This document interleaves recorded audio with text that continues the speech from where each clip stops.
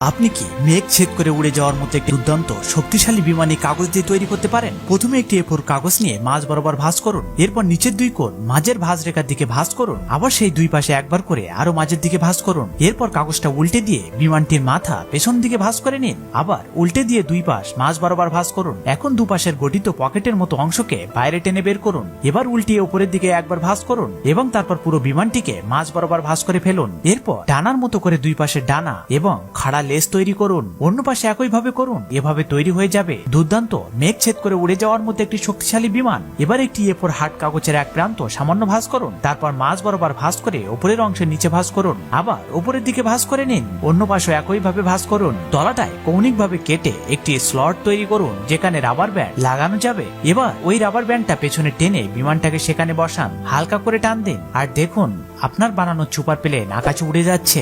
এখন কিছু like subscribe পাওয়া যাবে কি?